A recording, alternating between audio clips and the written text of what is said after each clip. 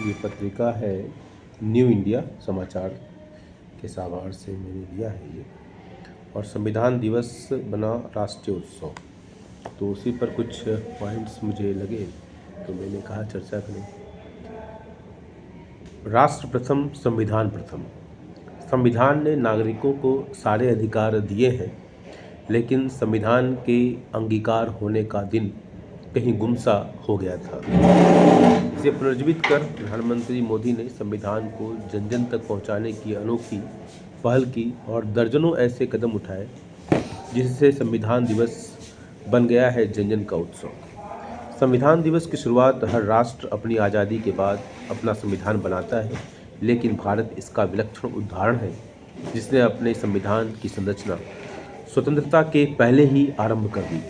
2 वर्ष 11 महीने और 18 दिन की मेहनत के बाद तैयार संविधान 26 नवंबर 1949 को अंगीकार किया गया था। हर वर्ष 15 अगस्त को हम स्वतंत्रता दिवस मनाते हैं और भारतीय संविधान के लागू किए जाने की वर्षगांठ पर 26 जनवरी को गणतंत्र दिवस। लेकिन 26 जनवरी को हमारा संविधान अंगीकृत यानी स्वीकार किया गया था। यह तारीख इतिहास के पन्नों के बीच कहीं दबी रह गई थी, जिसे सबसे पहले वर्ष 2015 में प्रधानमंत्री नरेंद्र मोदी ने याद किया। इसी दिन से हर वर्ष देश में 26 नवंबर को संविधान दिवस मनाने की शुरुआत हुई। इस वर्ष संविधान स्वीकृत होने के 75 वर्ष पूरे हो रहे हैं, तो राष्ट्र 10वां संविधान दिवस मना रहा है।